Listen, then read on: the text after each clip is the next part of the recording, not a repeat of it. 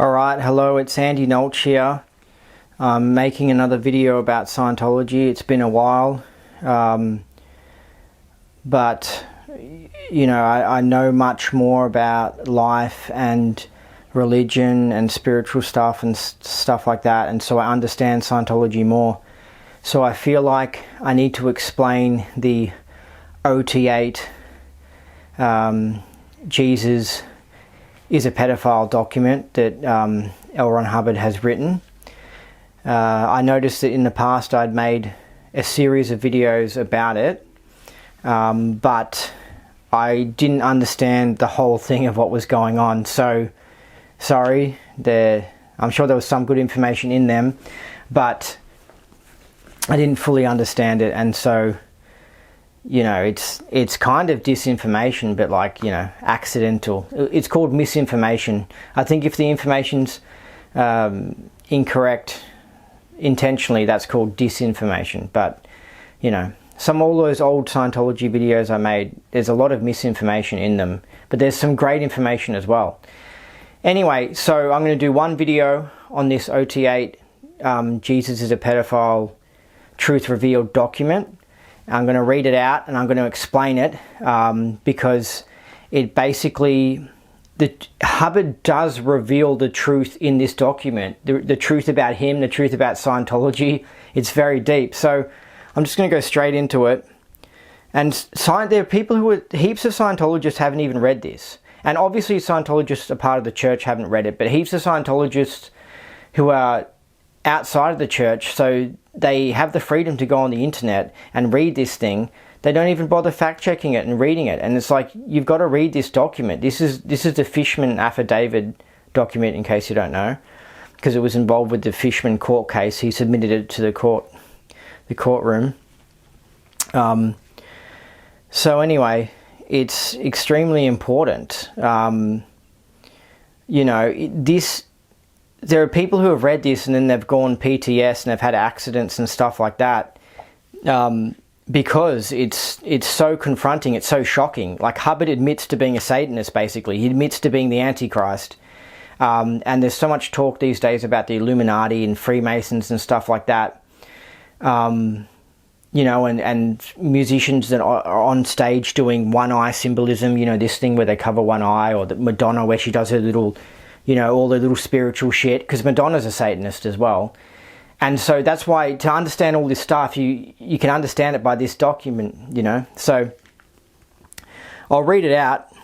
It's not too easy to find online, but you can find it. You just, you know, search OT8 Truth Revealed, OT8 Jesus is a Pedophile document, student briefing. So what this is Hubbard's introduction to OT8 that you read, and because he wrote it a few years before he died, it's actually kind of like his farewell letter before he died, basically. It's like a goodbye letter almost. In it, he mentions he's going to come back, he's going to reincarnate as a politician and stuff like that. So here it is. I'm going to start reading it out, then I'm going to stop it when I have stuff to say. A lot of people struggle to understand this, and I want to say before I start reading this, I want to say that this document is real. I fact-checked this, I investigated this heavily, because this document is mind-blowing. It drops some huge truth bombs, and I was like, is this disinfo? Is this misinfo? Is this some fake thing? But it seems like Hubbard really did write this. It backs up what Hubbard's son said about him being a Satanist and thinking he was the Antichrist. It just makes total sense. And also, it sounds like Hubbard. Like, Hubbard has a certain way of writing where he's got a unique way of expressing himself, and this totally sounds like him. This doesn't sound like it's written by AI or something like that, you know. This sounds like him. There are some documents that have been written by other people in Scientology, but they've said it was by Hubbard, and you can sort of tell because like Hubbard's wife, for example, you can sort of tell it just doesn't sound like him, but this sounds like him. And knowing the private life of L. Ron Hubbard, this confirms the private life of L. Ron Hubbard, where he was secretly a Satanist into Aleister Crowley stuff. So just to let you know, because a lot of people who don't like the information in this and what I'm going to tell you in this video today, they'll say that that student briefing OT8 document is bullshit. It's not real. Well, that's just a cop-out. You're avoiding the fact that Hubbard was a Satanist, okay? You need to face the reality, okay? You need to try and fact-check this. I've fact-checked it. I've looked into it. I've dug down. I want to get to the truth of this, and I'm telling you, this document is legit. The church had this at the beginning of OT8 in 1988, I think, or 89, and they only had it for a few months because people were so upset by it that David Miscavige ordered it to be pulled away from the beginning of OT8 because it upset people that much, because a lot of people didn't realize what they were getting into with Scientology. They didn't realize he was a Satanist. They thought it was a science, and when you read this, you're like, whoa. So a lot of people get upset by OT3, and that's mind-blowing, what Hubbard says in OT3, and they end up leaving Scientology because of OT3. Well, OT8 is like another level. The real OT8 with this introduction document in it, it's just like, wow. So anyway, this is real. Now, it says confidential student briefing. By the time you read this, I will no longer be occupying the body and identity that you have known as Ron. That identity continues to live on in the hearts and minds of many, as well as in on-source tech and admin centers around the planet, and will inspire for years to come Scientologists and lovers of truth everywhere. What follows is a story that has been withheld for reasons which will soon be obvious, until such time as there were enough OTs that something could be done about it. That time is now. It is not a nice or pretty story, but I trust that having arrived on the OT8 course, you are ready to hear it. You have undoubtedly heard pieces of data over the years that hinted at the greater untold reality of my mission here on Earth, but the story was never written nor spoken in its entirety due to security problems that have unfortunately always plagued the organization. It is only now that I feel it's safe to release the information, although the time is rapidly approaching when I will have no choice in the matter. The hour draws that near. Now, I just want to pause because it's like, yeah, no wonder why the organization had security problems, because you were fucking well involved with the CIA and trying to overthrow the Spanish government. I mean, this is a book that I'm releasing soon that's going to be all the truth of Scientology's connection to the CIA, in case you don't know, because you probably don't know that. It's been covered up by the CIA, but he was involved with the CIA. Hubbard was like a CIA agent, and him and his Sea Org and the Guardian's office were floating around the ships in the Mediterranean, and they were doing shit with the government and they literally were involved with the assassination of the Moroccan. They were trying to kill the Moroccan king. They think they helped with the assassination of the Portuguese king or something like that, but they were kicked out of Greece, Spain, Portugal and Morocco, possibly even more countries, but definitely those ones, 4 countries, and they were accused of being CIA. Okay? There's serious evidence that Scientology is CIA. It's absolutely truthful. But anyway, so the reason I'm bringing it up, that's a whole nother topic. I know I've opened up a can of worms in case you don't know about this.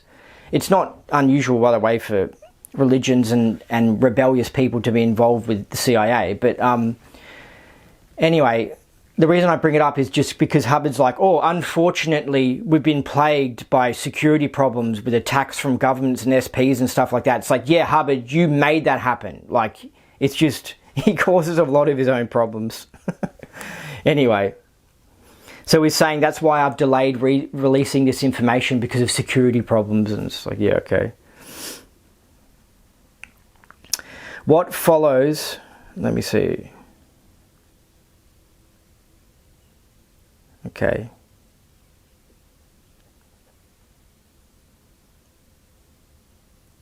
I'm not going to delve too deeply into specifics, as people have a tendency to bog themselves down in significance, which will only serve to delay the immediacy of the task at hand.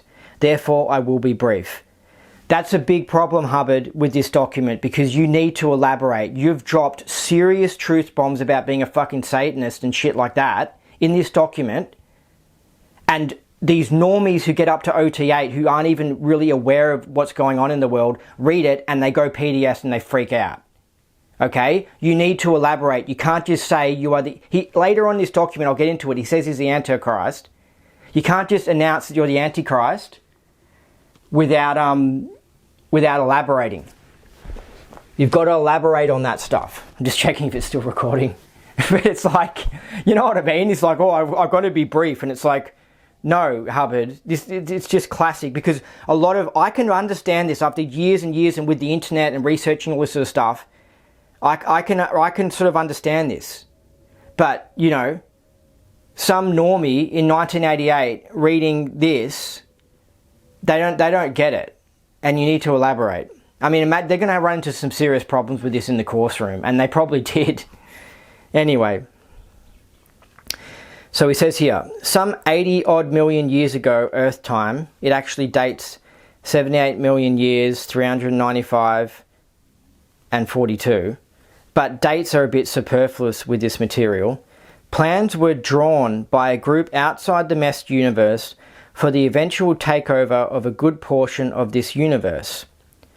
Not a particularly large nor imaginative crew, their exterior perspective, however, gives them considerable advantage over the time-bound beings of the meshed universe. Borrowing from earlier operations such as Helatribus, they conceived an ongoing implant, some portions of which have been fairly faithfully rendered in parts of the Bible. This implant, laid in by carefully controlled genetic mutation at Incident 2 of OT3, and periodically reinforced by controlled historic events since then, makes it effectively impossible for beings on the more heavily affected planets such as Earth to become free. It causes progressive genetic evolution that gives the subject population greater and greater susceptibility to the telepathic impingement and direction of the controllers. In its final stage, the progression becomes almost geometric, and it is this final stage that we are rapidly approaching. Okay, that was a big paragraph. Let me break this down. He's basically suggesting a conspiracy theory. He's saying that there are beings outside this physical universe that drew up plans to take over this universe. Okay?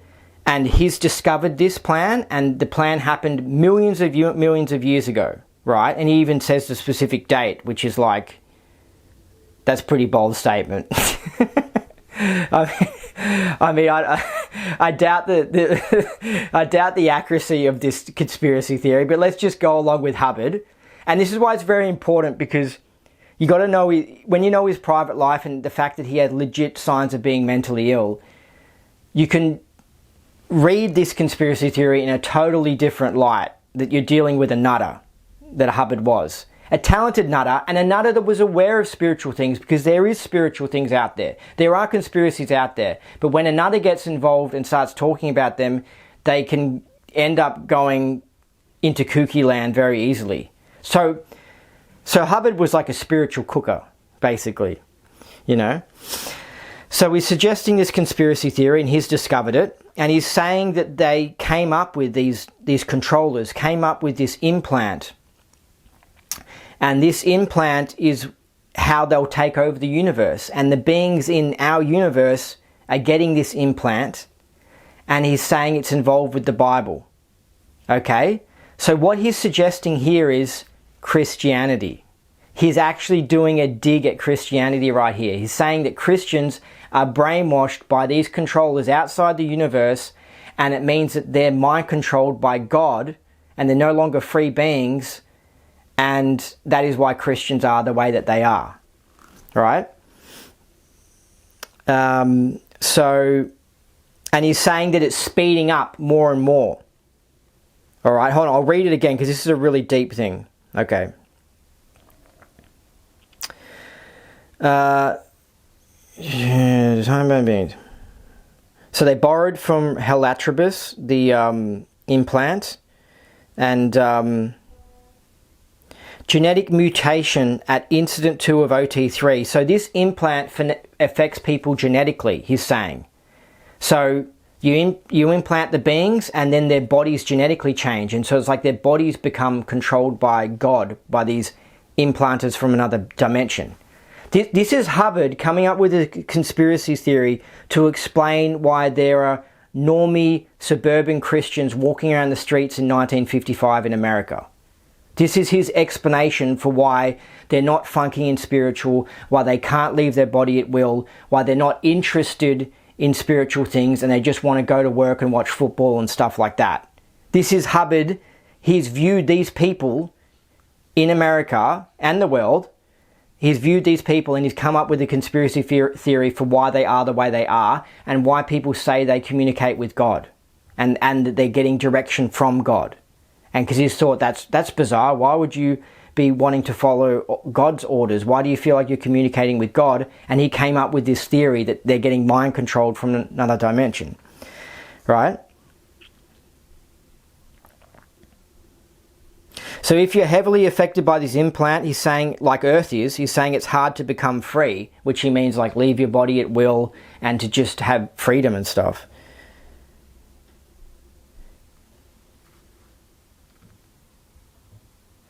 So he's saying that the population becomes more and more affected by this implant as time goes on, and more people get affected. It's exponential basically. He uses the word geometric, but nowadays we use the word exponential growth. It's just more and more people get affected, you know what I mean, by this. So God takes over a planet basically more and more. That's what he's sort of saying in this paragraph. And he's saying we're reaching the final stage right now, we're approaching. And this is a classic thing that Hubbard does and Scientology does. It's got this speedness and this urgency, like, oh, it's a panic, you have to buy your Scientology course now. People's minds are getting taken over now, you have to do it now, Like, so while you're reading this OT8 thing, you're like, oh wow, we've got to speed up and quickly get all these people through OT8 so then these evil controllers from another dimension don't take over our minds. It's all about speed, and it's a typical thing that Hubbard did in his life. He's very cortisol and like coffee driven, hyperactive and everything. He's not very chilled. Now I'll continue. Another aspect of this GE line implant is that the body becomes in effect a sort of theta trap that kicks in heavily on the being should he attempt to expand his horizons beyond that of pure physical universe reality.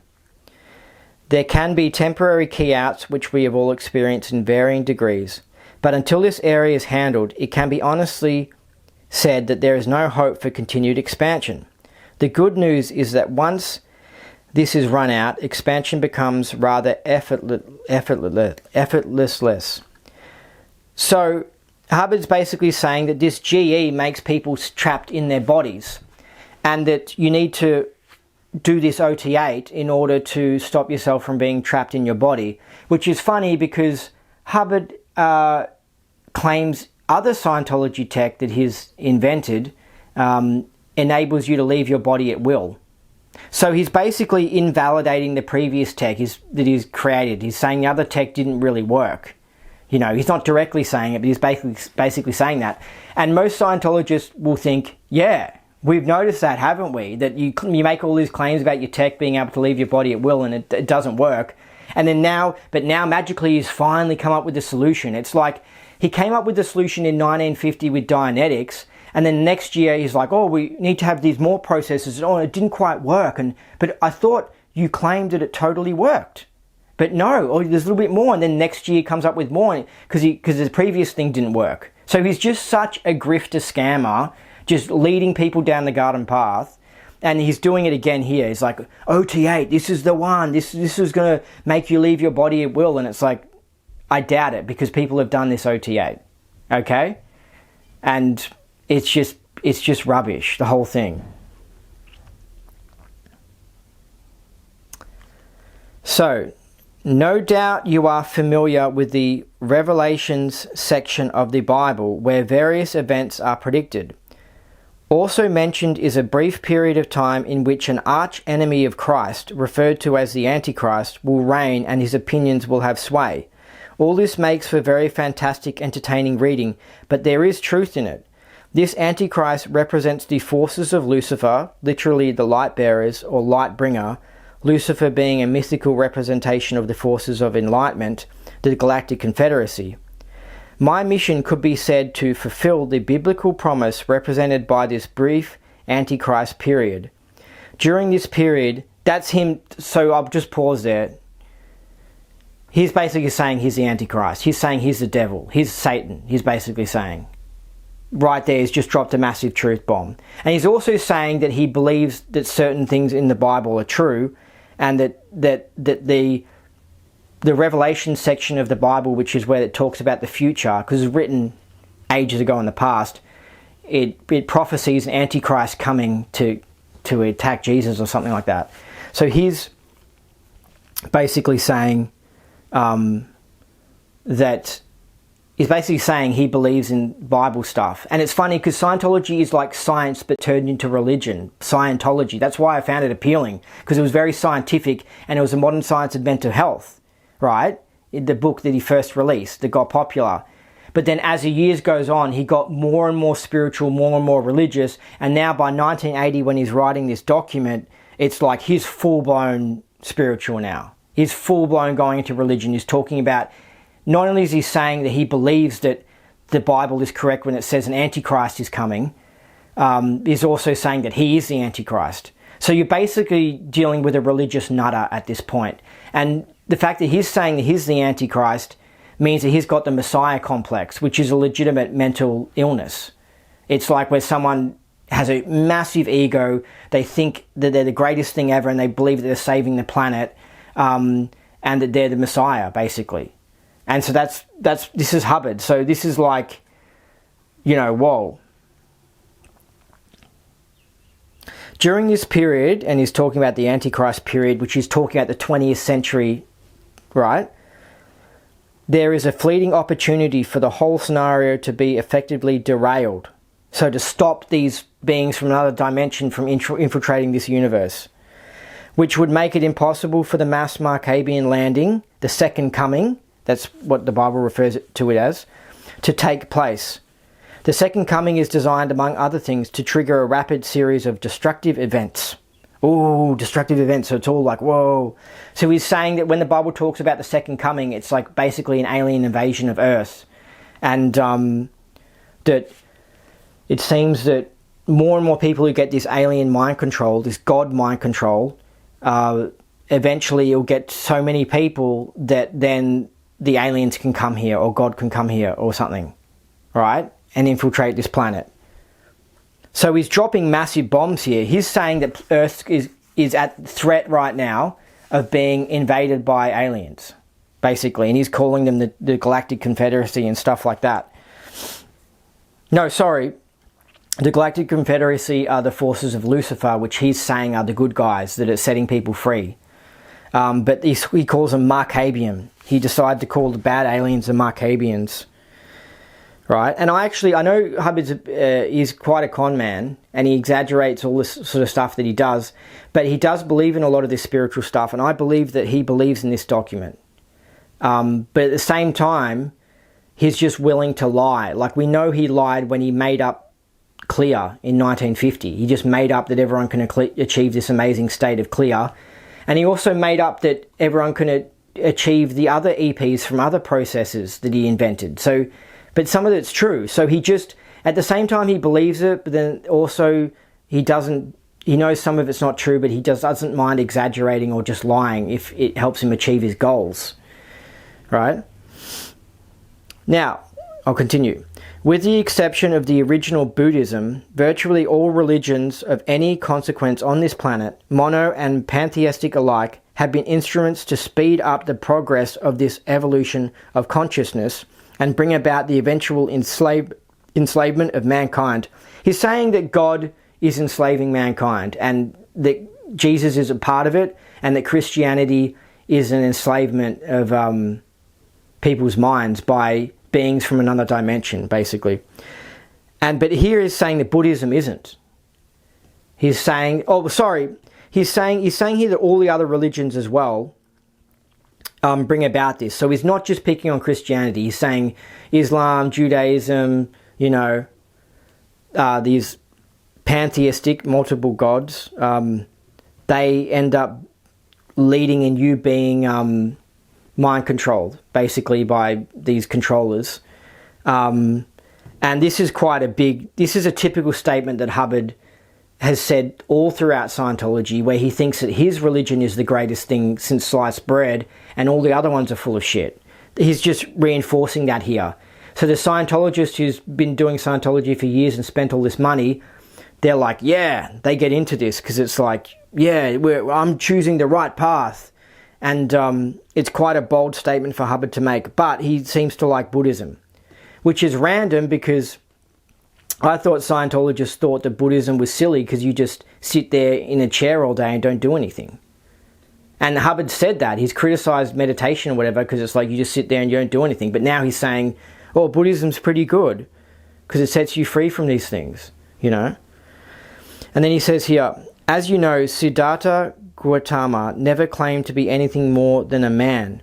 Having caught onto this operation, he postulated his own return as Maitreya, part of which prophecy will have been fulfilled upon the passing of L. Ron Hubbard. So he's referring to himself in the third person, which is pretty egomaniac-like, and he's claiming that he is a reincarnation of Buddha, which is just, okay, whatever. I mean, he's just such an egomaniac. But yeah, he definitely liked Buddhism. This is where it's like, well, hold on a second. Could I show this to the church and say, as a Scientologist, I can be a Buddhist and a Scientologist at the same time? You know? Anyway, I mean, Buddhism seems to try and get you to leave your body. They try and get you to sort of practice spiritual things, but so do other cults and secret societies. But I do like Buddhism. I looked into it, so I understand why he finds it appealing. I mean, it seems cooler, like a lot cooler than the other religions. So yeah, this is just Hubbard dropping another massive bomb that he's the reincarnation of Buddha, and Scientologists have already heard him say this sort of stuff, but he's very delusional. Like, he's just an egomaniac. He's very much like Trump. He's very much, you know how Trump's like, oh, it's so beautiful, the economy's doing so amazing, it's the greatest thing ever, and it's just,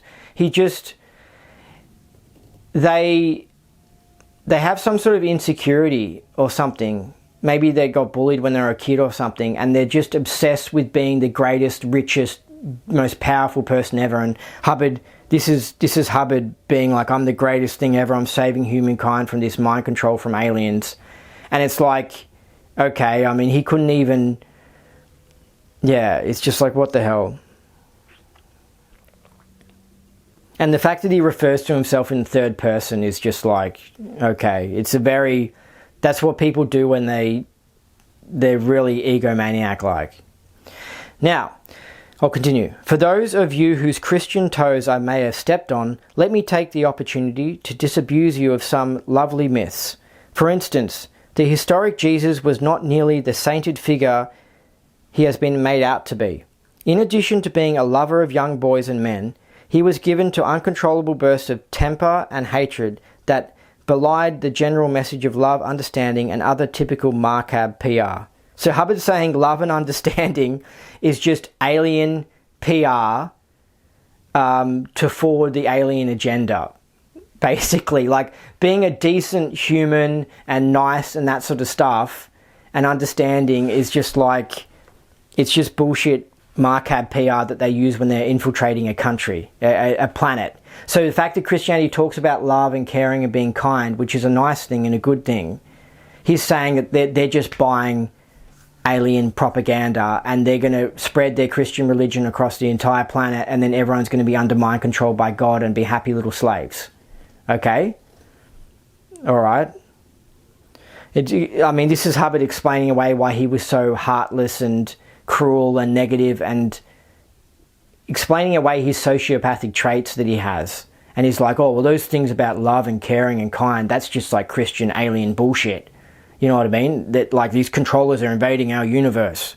You know what I mean? They're using this as a way to trick people. And obviously, if you're invading a country or a planet or something like that, you can use love as a way to approach people, to trick them. You pretend like you're a loving, nice guy and, you know, but whatever. All right. So he says some crazy things here. He says how Jesus was gay. He's basically saying Jesus was a homo and he was into young boys.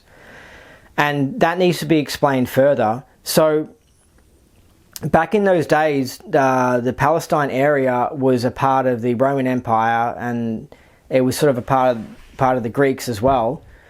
And those cultures had this thing where older men would take 13-year-old boys or something like that, and they would teach them about hunting and philosophy and stuff like that, and they would also have sex with them. And I know it's very strange and I don't understand it, but you can look it up in the history books. But this was kind of like a normal thing. It was just a completely different world back then. And so it's possible Hubbard found out about this, because there are some sort of rumors about this, that Jesus was involved in that. So he was a 33-year-old guy, Jesus, or however old he was. And he could have been taking apprentices of 12-year-old boys, basically, and teaching them things and doing stuff to them. I don't know. There's a part of the Bible where it talks about where Jesus is with some people, and then there's a boy who's naked or something like that. And so there's little clues, but you can do an investigation. It's hard to find information on this. But it could be. He could have done some sort of homosexual activity.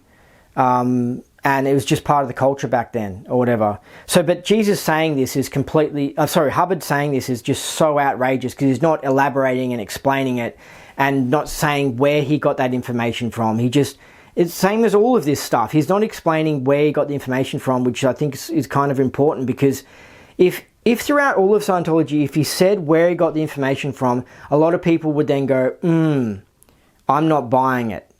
But he just says it all like he's some sort of genius and creates the impression that he's some sort of special messiah genius, and then people are more likely to buy it. Because if he acted like a normal person, actually explained how he found these things out, people would just dig holes in his argument, and 60 Minutes would do a report on him, and then they'll analyse his statements, and then they'll dig holes in it and ruin it. So it's just better him not explaining how he found these things out, because there's too many holes in it, you know? And he said Jesus had outbursts of anger. Well, I don't know. Maybe he did.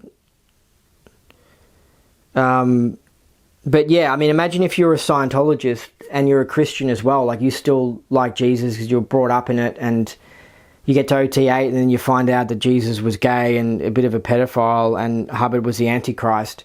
Like, this is the truth revealed. You're finding out the truth about what Hubbard really thinks about religions and the earth and what's going on and stuff. So anyway, let's continue with this conspiracy theory about the controllers that Hubbard's talking about. It is a good joke that the Galactic Confederacy is associated with the serpent in the garden, the beast and other emissaries of the Prince of Darkness. Yet in certain passages and esoteric interpretations of the Bible, much of which have been taken out and effectively suppressed for centuries, as well as the Kabbalah, the truth reveals itself quite nicely for the clever and ungullible. So he's saying that the serpent in the Garden of Eden who tempted Eve to eat the fruit is not the devil or the bad guy. He's the good guy trying to help them. And he's trying to awaken them and increase their intelligence. And a lot of people think this. A lot of Satanists and funky people believe this. And this is why the Apple logo, the computer brand, has a bite taken out of the apple. That's what they're referring to. It's saying that technology and information and knowledge is like taking a bite from the apple in the Garden of Eden. And it's going to improve your life and make you smarter, because God wants you as a dumb slave, basically. So this is Hubbard introducing the Satanist theory, where Christianity is bad and their Satanist religion is actually good because it's setting people free, and Christianity was an alien mind control slave system. So what this indicates in Hubbard's conspiracy theory, him mentioning this, what this indicates is that Hubbard was a Satanist and that he was studying these Satanist materials. The same as all these famous Satanists. You can watch videos on them.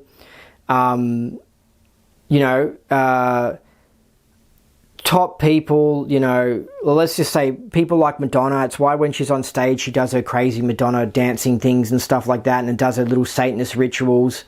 And a lot of rockers from the 60s were into Satanism, and that's why they did little hand symbols and stuff like that. A lot of actors, a lot of top politicians. There's a huge secret Satanist movement, which you wouldn't know if you didn't study their symbols. Like they do like they cover one of their eyes when they're dancing in a music clip or something like that.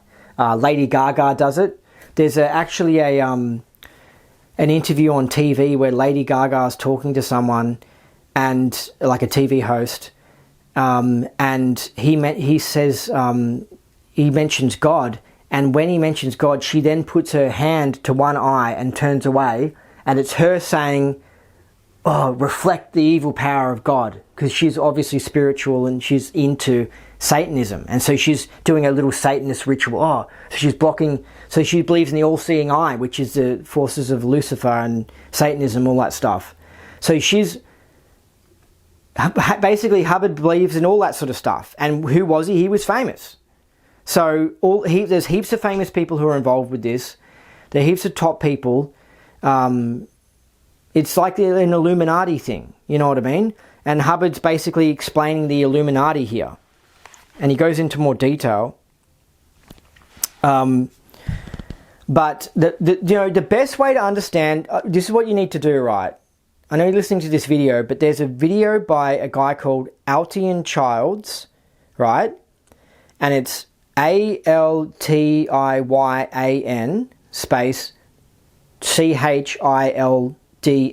Altian Childs is an Australian musician. And 5 years ago, he released a video during COVID where he shows all the evidence for all these politicians and celebrities being Satanists. And he shows them where they do the hidden hand. It's a Freemasonry thing, you know. They do photos where they have their hand like this, and it's a little coded communication to say, I am a Freemason. But it's not only that, it's also, it has spiritual power for them. So I'm not really sure what the hidden hand means. It's like the hand of God or the evil God, like Satan or whatever. It's like the secret hidden hand is causing things on the planet, and then if you do it, it's kind of like, it's not only maybe a message that you're a part of this secret movement of Satanism, but it's also like you're enforcing the power of that. You have to believe in magicalness. You have to believe in magical thinking and stuff like that. So you're reinforcing it. It's like when you see a Christian go like this, they do the cross. Head thing, but you know that cross thing that thing goes, and it has spiritual power. They get something from it. So when you see Lady Gaga cover her eye, or you see a celebrity slip their hand into their jacket a little bit, you know, they're getting, it's a religious thing, right? Anyway, this video by Altian Childs, which you can check out, it's 5.5 hours. He lays all this evidence out showing how many celebrities are involved with Satanism, right? So very important. I think you should watch that, and then you'll go, oh, I get it. So there's this Illuminati, there's this Satanism, there's this secret religion that all these people are following, and they're actually against Christianity. And basically Hubbard was one of them, is what we're saying, right? So, yeah, it's very interesting. That's very mind-blowing, that video. You've got to watch it. You know, you've got to watch it. So, he says here,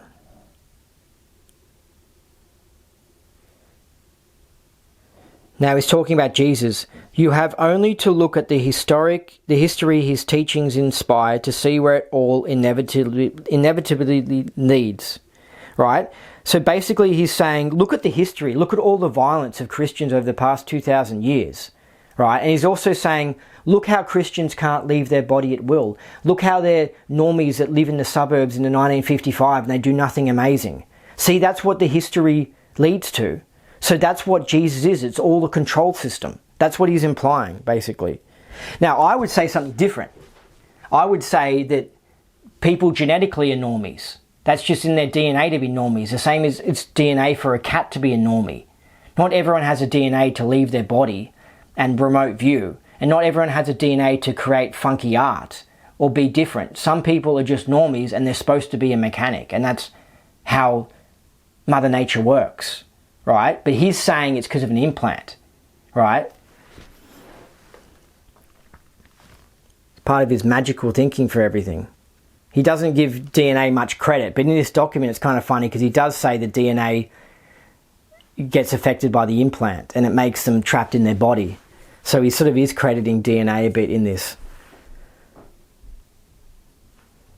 Now, hold on a second.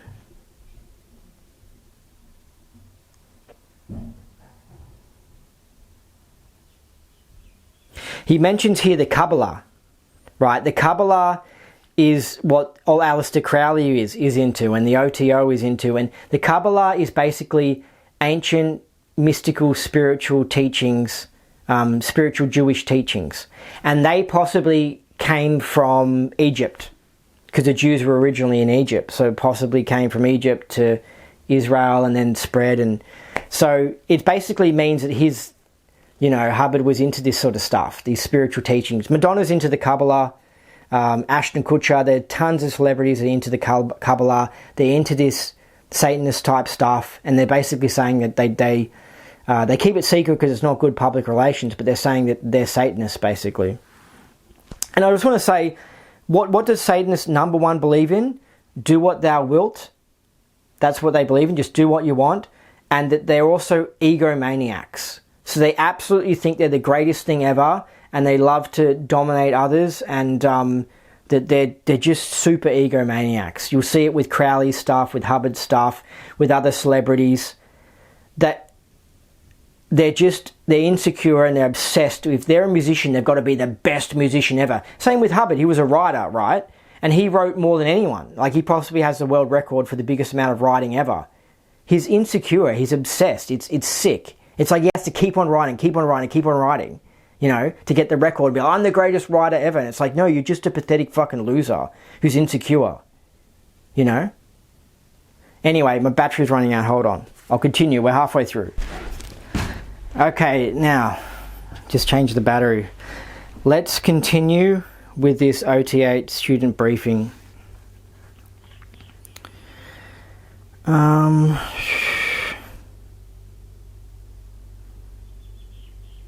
So do you get the whole Garden of Eden thing? That, like, this is what the top level of Freemason believes, by the way.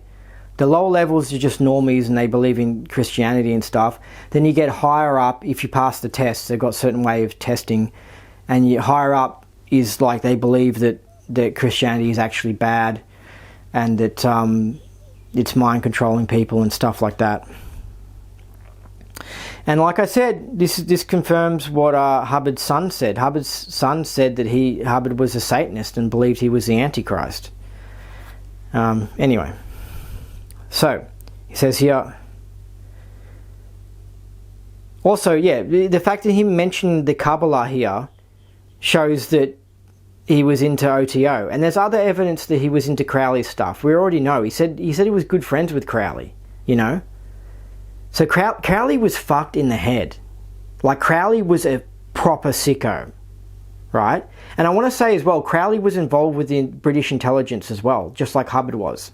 And his group was possibly a way to manipulate and spy on people and stuff, and film them doing disgraceful things so that then they're compromised, right? Like Epstein, how he was filming people and then they're compromised and stuff like that. P. Diddy too. There are a lot of people who've been involved with the government. So anyway, Hubbard being involved with the OTO and Crowley's stuff is more evidence that he's involved with Western intelligence. You can use the word CIA or British intelligence, whatever you want. It's Australia, it's Canada, it's America, it's England. It's a West. Putin, Russia refers to them as the West. It's that empire that we're a part of, English-speaking countries and more. And it's it's got an intelligence agency. They all work together. Mossad, ASIO, CIA, MI6, I think. It's all the same thing. It's Western intelligence. Hubbard was a part of Western intelligence, and I'm writing a book on it, laying out all the evidence to wake you up about it. It's been covered up. Russia damn well knows about it. China knows about it. That's why Scientology was banned in Russia and China. But anyway, I'm digressing. Anyway, it's just great that Hubbard mentioned the Kabbalah here, because we're like, yeah, you know about the Kabbalah, don't you? You studied it. You were in the OTO. You were part of Crowley's sick shit. Like, Crowley would do crazy shit, like have sex with animals, possibly eat dead bodies. Like, they do wild stuff in the OTO. It's kept secret, but it's very evil Satanist type stuff. Very dirty stuff, and that was Hubbard's little secret that he kept. It was the actual religion that Hubbard had, because although he believes in a lot of Scientology's rubbish ideas, he didn't really believe in Scientology. He ultimately believed in do what thou wilt. Which is Crowley's religion. That's ultimately what he believed in. Just do whatever the fuck you want. That's what he believed in. And so if you want to have cigarettes now, just smoke them, even if it's bad for you. You know, if you want to eat chocolate, just eat it. If you want to fuck that 12-year-old kid, then just fuck it. You know what I mean? Like, that's the sort of attitude he had, you know? Apparently he was quite rampant with sex and stuff like that. And back before he got impotent, because he took a lot of steroids and got impotent from the steroids. I know you're not going to believe a lot of the stuff I'm saying, but it's like up to you. But I've got it in the book, and you have to study all this Scientology stuff to find out the truth about Hubbard. He was an outrageous person. Anyway, so it is really a race against time, and one that we happen to be losing at the moment, as the implant drama inexorably plays itself out in spite of the breakneck pace I've managed to keep up these last 35 years. So he's trying to beat the implant. Keep on setting people free, setting people free. It's like, yeah, you're really setting people free. You're making slaves that keep on paying for your courses and stuff. And like, you know, your tech has some workability, but it's not like you're really setting people free, you know. And more evidence that this whole thing is wrong is because we released OT8. Did anything change? You know what I mean? And then they say that the Cold War came down. It's like, okay, fair enough. It was a coincidence that after they released OT8, the CIA, who was running the whole war against communism thing, managed to overtake a lot of the communist countries and flip them and stuff. That's just a coincidence. But now we're back to the same problem where China and Russia are evil again. So-called evil, wink wink. It's all fucking bullshit. It's all a psyop, okay? Don't buy into this rubbish. The people at the top control everything, and they make us think that we need to have a war with Russia. It's rubbish. Same as Iran. They make us think we have to fight with Iran. It's all a psyop. It's all bullshit. And also, like, you just don't see the world suddenly changing and becoming good and all this nice stuff occurring after 1988. In fact, things just got worse and worse. More and more people got on psych drugs. More and more people got on drugs. More and more families got broken up. Like, it's just rubbish, Hubbard. So anyway, the fact that now I'm reading this document, because I could do this video in 1988 and point out how Hubbard's full of shit, but now that we're doing it in the year 2026, that we've seen the future, we really know that it's full of shit. We've seen the people who have done OT8 and they can't leave their body at will. We haven't seen anything, like, you know what I mean? We've seen how the world hasn't changed. It just hasn't saved anything. It just to me, this OT8 document reveals how the whole of Scientology is full of shit, basically. And I'm not saying some of it isn't effective. I mean, I don't regret doing it. Like, it's good. You learn quite a lot. But, like, it's essentially all rubbish. Anyway. Yeah. I had an inkling, but only that, of the insidiousness of this material as far back as 1945. Later, in characteristic over-optimism, I thought that R6 would be the end of it, but that was followed by knots and the purification rundown, and still the string continued to unwind with the ball at the end of it just out of sight. It makes me wonder about such things as fate and destiny. Such was the resolve with which I managed to cling to that string, not often knowing how close I was to falling into the abyss myself. But destiny is merely the rationalization of feeble minds. Things don't just happen, they are caused. And causative beings can undo the plans of madmen and would-be enslavers, no matter how long those plans may have been in the making. Yes, it's all about thoughts, Hubbard. Like, if you think you can be a basketball star, you can just be a basketball star even though you're 5'9". You're never going to be a basketball star. It's just not in your DNA. You don't have the build for it. There is reality, mate. And like thoughts, yeah, you can do some stuff with positive thinking. I believe in it. But Hubbard and other spiritual grifters sell a lot of spiritual ideas like your thoughts can do it, blah, blah, blah, blah, blah. And then you look at it, and at the end of the day, they're making money off selling those ideas. So it's like, of course they're going to tell people things that make them feel happy and stuff like that. You know what I mean? They're making money from it. You know, they're not going to tell people things that are black-pilled that aren't happy. So when he's saying here how he thought the Purif and the Knots would solve this problem of basically Christianity is what he's saying. Like, you know, this whole thing of, oh, God. Because, you know, so Hubbard never mentions God, you know, because it's always all about him, you know. And anyway, but it's funny because apparently Hubbard had an angel or something like that, a guardian angel, right? And he would have learnt these ideas from Crowley or something like that. Now, if he had just done Christianity, he would have thought it was God that he was communicating with, not an angel. You know, the same as an Indian when they communicate with something. It could be just their own imagination, but it could be a spirit, it could be a ghost, I don't know. But the Indian will say, I spoke to Shiva. And you speak to a Christian and they go, I spoke to Jesus, you know. Hubbard said a guardian angel or something like that. Some people say God, you know. So it's he'll come across people who are Scientologists who still believe in God after they've done the Purif, and you'll say, oh, the Purif didn't cure that problem that the person has. And it's like, the person just, who knows what they're communicating with. Like, he's just ridiculous, Hubbard, honestly.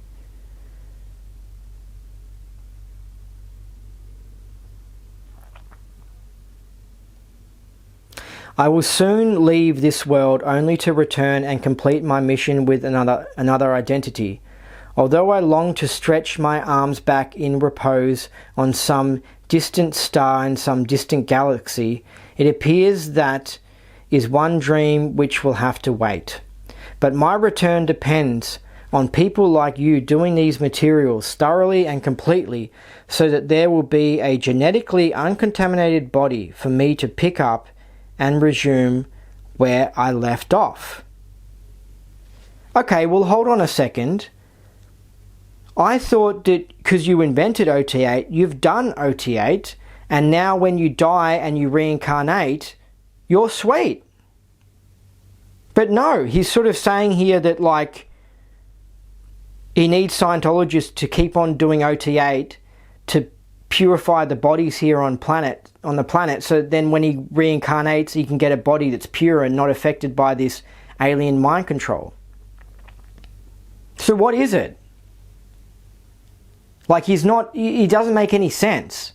I don't think, this is where you have to know the Hubbard's a nutter, because you think of a person in a psych ward who study a lot of spiritual stuff, and you talk to them, you sit at a park bench at a psych ward, and you sit and you talk to them, and they're creative as well, so they tell fiction stories, and then they ramble out all this crap, and then you're like, whoa, what the hell was that? And you might think some of it's true, and some of it probably is true, but then overall it's not true, you know, and he's just a psychotic person rambling in a psych ward.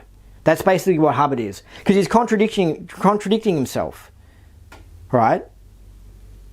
It's like, does OT8 cure the problem of this alien mind control and not being able to leave the body at will, or doesn't it?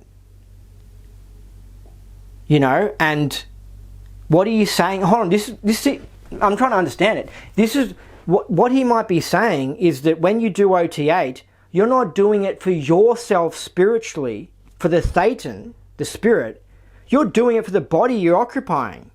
So it means that you have to reincarnate the children that you made after you completed OT8. So even if you had kids before OT8, you passed on the genetic contamination of God, right?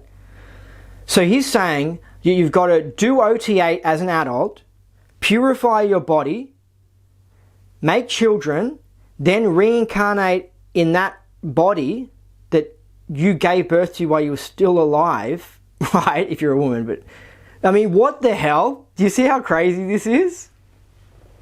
You know, it's like maybe your children's children. So you have kids, you do OT8, you get the body pure of this religious mania, this alien mind control. You have kids, you see them grow up, you die, then they have kids, and then you can be born into that body, and then that body will be pure. So you see what he's saying? This is interesting. He's saying here that OT8 is for the body. It's not for the spirit.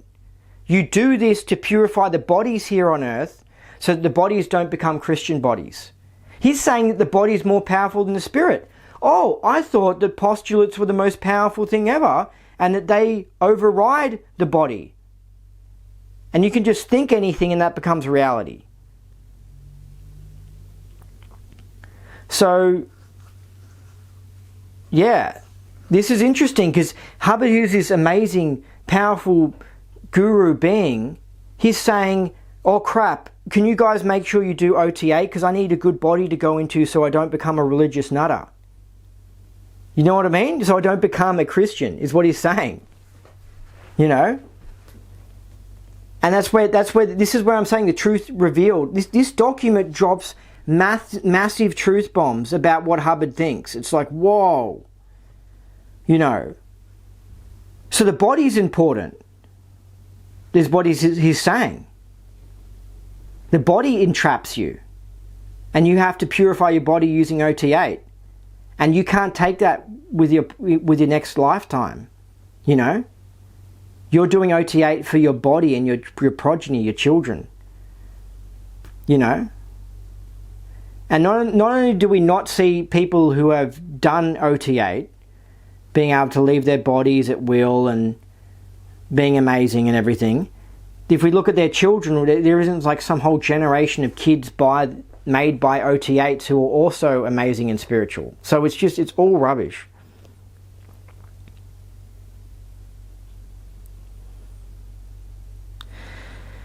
And he says here, a body free of religious mania, right, wrong, dichotomy, and synthetic karma.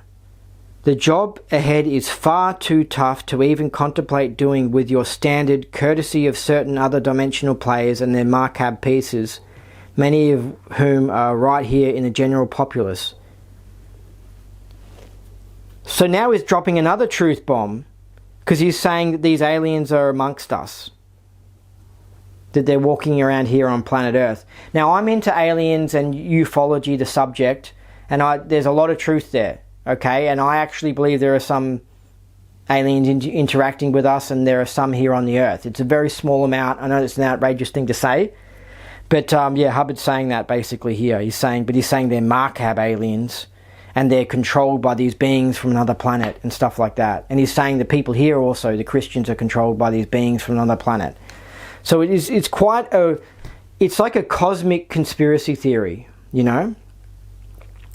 You know how people believe in the prison planet conspiracy theory where we keep on reincarnating and we're trapped here? It's like an elaboration of that conspiracy theory and more explanation about it. You know, why is Earth a prison planet? Well, because these beings from another dimension are wanting to infiltrate this universe. And it's kind of interesting because it's like, well, if they're wanting to infiltrate this universe, why do they need us? Like, they can come here and what do they want to do? They want to come here and set up a mine in Australia? They can just come and set up a mine and take the mining stuff. Like, what do they want? He doesn't say why they want our mines. Like, okay, these beings are infiltrating the messed universe, but why? Why do they want to infiltrate the mess universe? Is it like the Matrix where they want to use us like batteries, where they use all the spirits in this universe to get energy from or something? He doesn't even explain that. So you're still left with questions as to what, like, you know, like why are these beings wanting to infiltrate the universe? You know? Because you've got to think about it. If one country invades another country, they're going there because they want oil or they want materials or they want people to use as workers or something like that. What are these beings from outside the physical universe want with the physical universe? You know? I think he should answer that. If he has this amazing ability to tell the exact date of when they drew up this plans to take over this universe, I also want to know why they're doing it.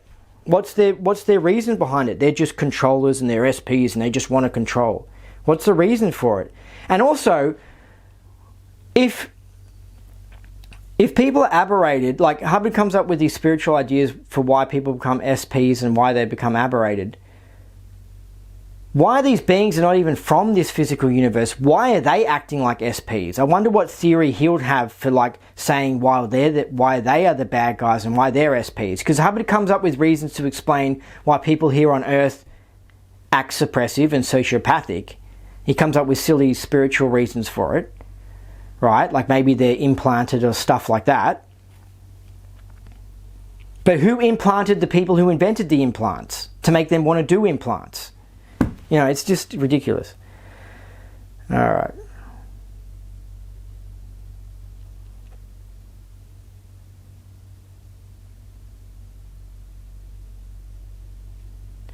I will soon leave this world only to return and complete my mission. I think I read that one. Without the biogenetic meddling of those who stand outside time, who cannot yet directly influence our world and must work through others, the dwindling spiral is not nearly as automatic and self-perpetuating as it appears. There are regions even in isolated parts of the Milky Way where poets are free to poet and magicians can paint reality with their magic wands and exteriorize without body kickback. But these areas unfortunately are fewer and fewer.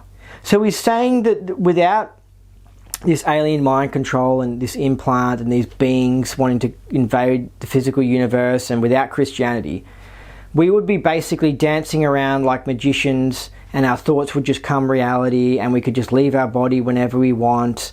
And he's basically coming up for a reason why we're not all spiritual and we can't just leave our body whenever we want and stuff like that. He's coming up with a theory for that. This is his conspiracy theory.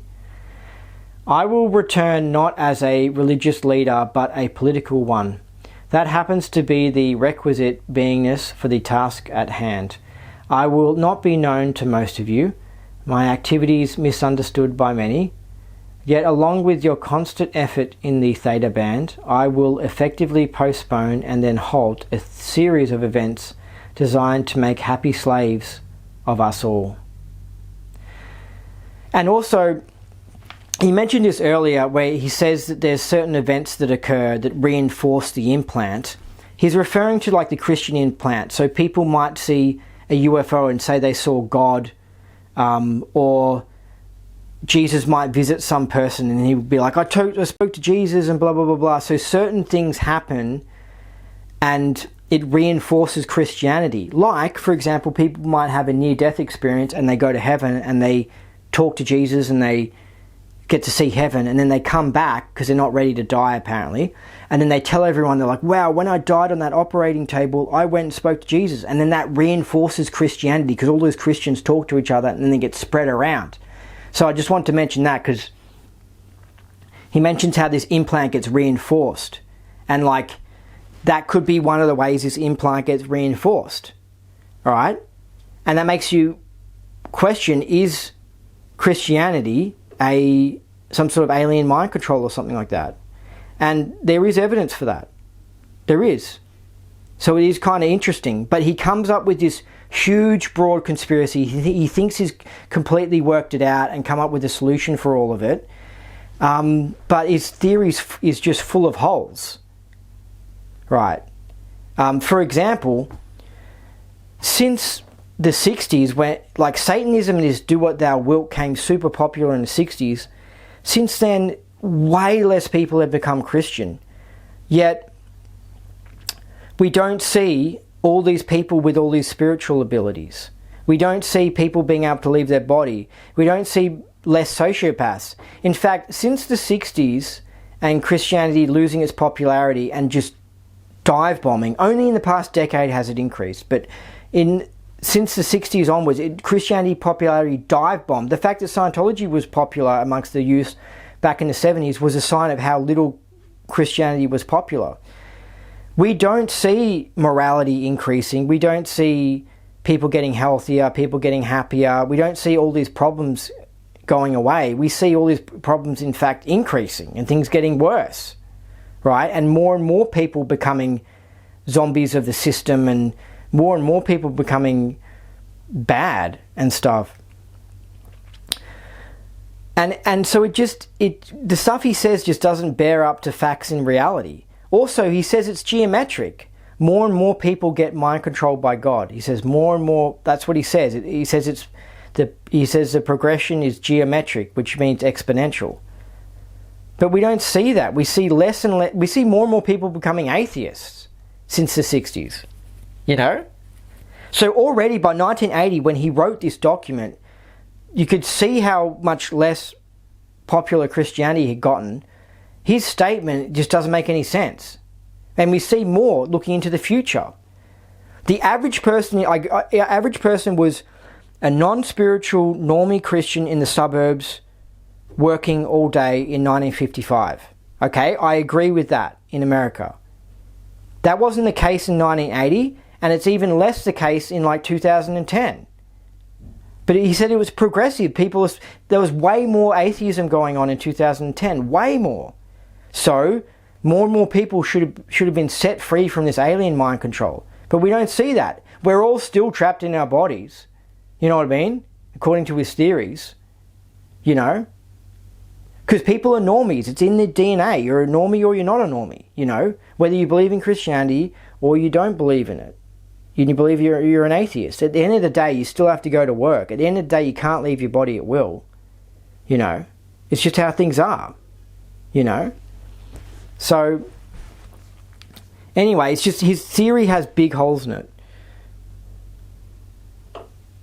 But I understand how he came to it. I mean, when you hear stories about people dying and reincarnating and speaking to Jesus, and then Jesus saying, no, you got to go back to your body, and then they come back to earth, and then even some of those stories, Jesus says to them, like, you can watch all these stories on the internet. That's another thing you've got to look up. So you've got to look up the Elton Childs video I just mentioned. It's on Rumble if you want to find it. The long 5-hour video. There's also, you just got to listen to heaps of people's near-death experiences, particularly Christians, and they have all these stories about meeting God, and it's possibly could be, you know, anyway. So you got to hear all these stories, and you'll go, oh, I get it, because Hubbard heard about these stories of people meeting Jesus and being sent back to their body, and then people dying on the operating table and floating above their bodies, and Hubbard was obsessed with people trying to leave their body while they're still alive, and he was interested in why people were meeting Jesus and getting told this information and stuff like that, and he was trying to come up with a conspiracy to explain it. Anyway.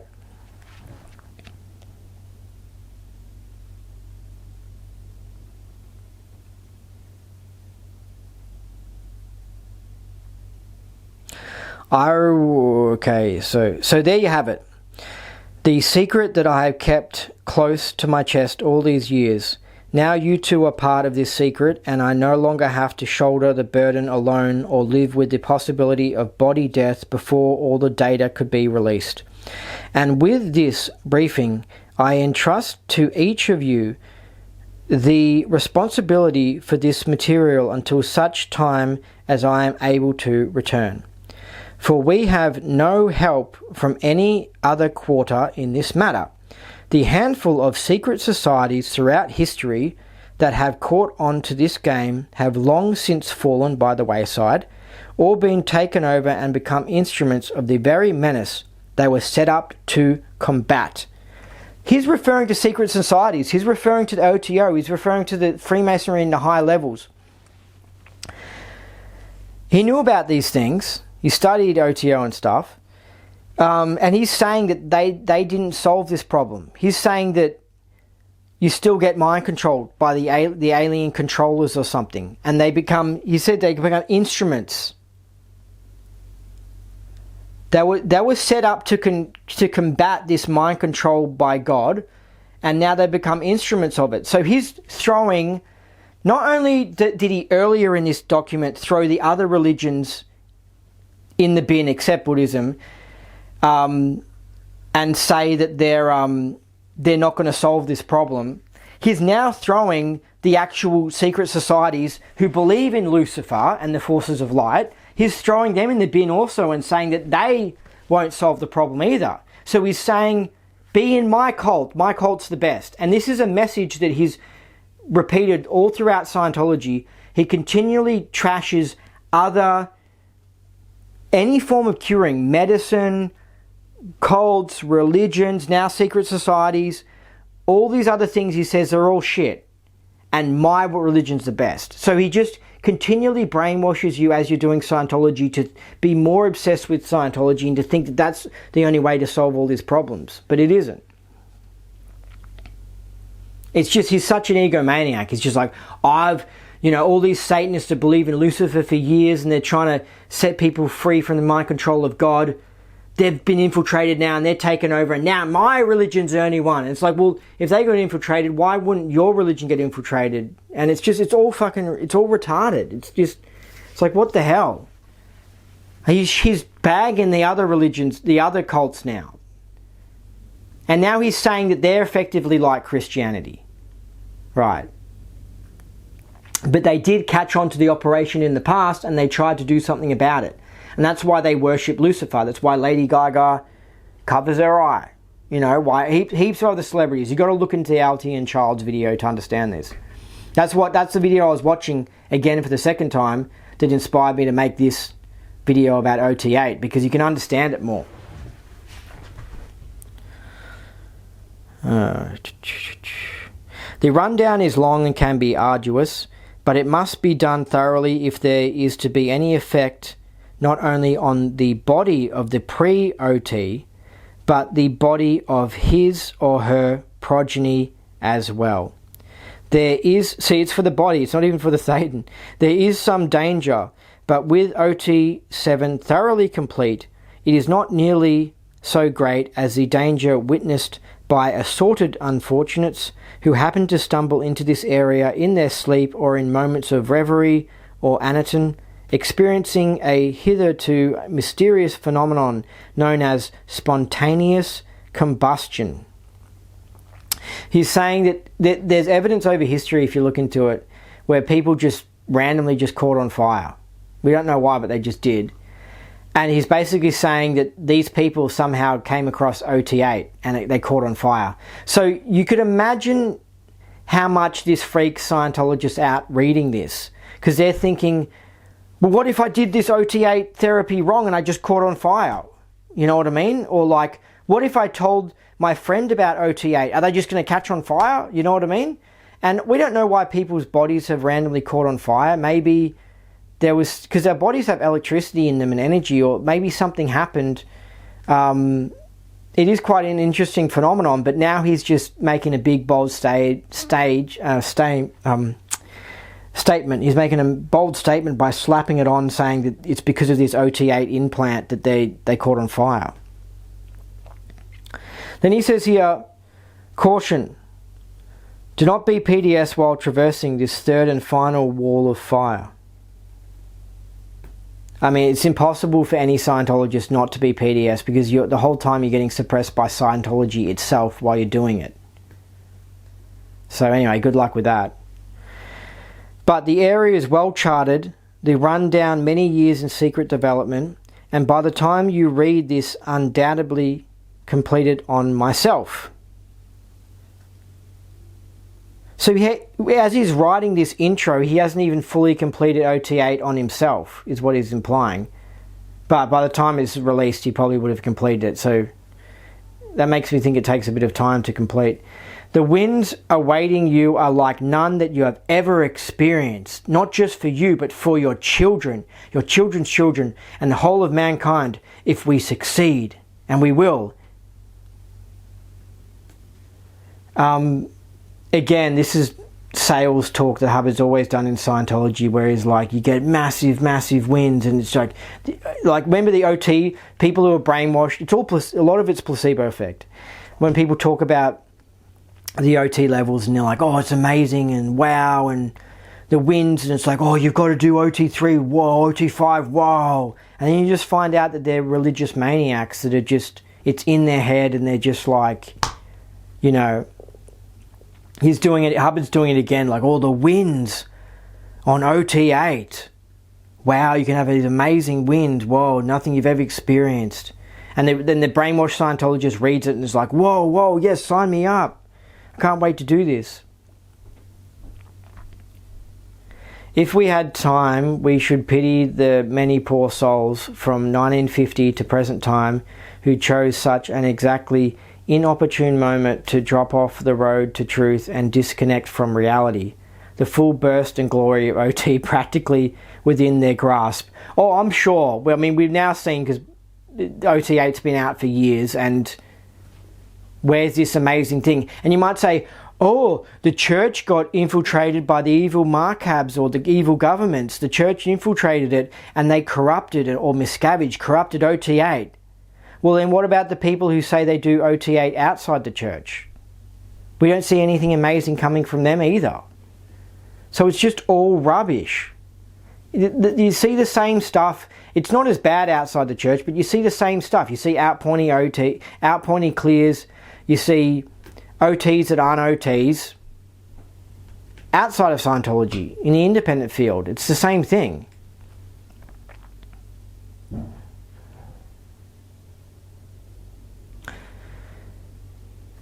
The rundown follows. Again I say, do it thoroughly and completely, for it is your ticket to the stars and beyond. L. Ron Hubbard. Okay, so that's it. So I guess in summary, you just heard Hubbard's conspiracy theory. I'll reiterate it. Many millions of years ago, some beings decided to invade the physical universe. They created an implant, like a mind control thing, which corrupts the bodies here in this universe. And the more and more people who get this implant, means more and more bodies are corrupted, and it means, the corruption means that you can't just leave your body at will, and it also means that you are under influence from these aliens from another universe, not this physical universe. Christianity and Jesus are a part of this alien mind control. The secret societies, some of them caught on to this alien mind control operation, and they started worshipping Lucifer, the forces of light, to set people free from this mind control. But eventually they got corrupted, and now they're enforcing the mind control. The only way to get free from this mind control is by doing Scientology, and that won't even set you free, that will set the bodies free on this planet. So OT8s are engaged in a mass genetic improvement of the bodies here on this planet so that people can leave their bodies at will and aren't getting influenced by alien mind control, by God. An evil God, a God that isn't really good, a God that's actually bad. That's what Hubbard's cosmic conspiracy theory is. That's the truth revealed at OT8. Hubbard also reveals that he is the reincarnation of Buddha, that Buddhism was the only good religion besides Scientology on the planet. He also reveals that he is the Antichrist that was predicted in the Bible. He also gives away clear clues that he was involved with the OTO and a secret society or something like that, because how would you know about the Kabbalah and secret societies and Lucifer without being a part of one, because they didn't have the internet back then. And we know from the historical record that he was involved with these things. So, yeah, that's OT8. Time has gone on since then, and we see that OT8 doesn't do those things, that it's kind of rubbish and bullshit, and that Hubbard was wrong. And if Hubbard continued to live, I imagine he would have continued doing the same thing he did with all of the other Scientology, where he comes up with something new to solve a problem which the previous thing didn't solve. So he would have come up with OT9, OT10. I mean, even the fact that he calls the levels prior to OT8 pre-OT, instead of just calling them OT levels, he just continually changes the goalposts and what his definitions of things are. Like how he kept on changing definition of clear and everything because people weren't going clear. And anyway, it's all pretty shifty, but I thought I'd make this video, let you know about it, and check out those things I recommended you to check out, like the Altian Child's video, and, you know, wake up to the Satanist movement, the Illuminati, stuff like that, because it's interesting, really. And you'll find out that a lot of famous people are involved with this stuff, and Hubbard was just another one that was involved with them. And what it shows is that to get big, to get the record contract, to get the movie picked for that movie, to get picked to become the Prime Minister, stuff like that, you've got to be involved with this club of Satanists basically, because they run the show. And this is another thing that contradicts what Hubbard's saying. Hubbard makes out that this alien thingo is running the whole show and everything, but it's like, all I see is people who don't believe in God, all I see is heaps of people who believe in Lucifer. They're the ones who are influential and successful and powerful on the planet. So, like, are these alien beings really that powerful? But look, I'm giving Hubbard too much credit by analysing his theory too much. This is just a theory. It's wrong. It's full of holes. It's interesting. It's got some truth. I understand why he came up with it. When you hear people's near-death experiences, when they talk to Jesus and stuff like that, and then they get sent back into their body and sometimes they can't remember things, and they're like, wow, that was amazing, I just saw heaven, or they're like, I saw hell, Jesus showed me. Like all of Scientology and his conspiracies, they've got basis in reality, but then at the end of the day they're wrong. And by even looking into them, you're sort of, if you believe him, you're just getting misled and confused about things. So yeah, I hope this video helped you. If you want to find the Fishman Affidavit, this document that it is, the OT8 Jesus is a pedo document, just keep on searching it online. You'll find it. It's somewhere, and you can read it for yourself. And I hope that this video that I made helps you understand what that document is, what it's actually saying, because you need to study a lot of stuff to understand it. And also, I've got a book coming out in the future. I'll just make it online and stuff, and it's laying out all the evidence that Scientology is connected with the CIA. And yeah, Hubbard was taking contracts by the CIA to do things, basically. And so, yeah, there's a lot going on with Scientology, and it's fascinating. Looking into it and studying it, I learnt so much about the world, and I don't regret it. But yeah, look forward to that video coming out in the future. And so yeah, I'll make the book into a video where me or AI just reads it out, and I'll make the PDF available, and then you can all spread it around, because that's the real truth about Scientology, that the CIA were using Hubbard as a front man to run this cult, and it was being used for political reasons, and Hubbard was using it to make money and also to investigate spirituality, because he misled himself, basically. So that's the mega truth. So anyway, look out for that in the future. And if it's already been released and you're watching this video, then check out that book if you can find it. I'm going to call it something like 170 Reasons That Scientology is CIA. And I lay out the reasons why it's CIA, like it's a court case. Like, that person's guilty. I lay it out. Boom, boom, this. Greece kicked Scientology out because they said it was involved with America and the CIA. Morocco, the Moroccan king said Scientology was CIA. Blah, blah, blah, blah, blah, blah, blah, blah. And I just lay out all the evidence for you to see. It's so obvious, you know. Wake up.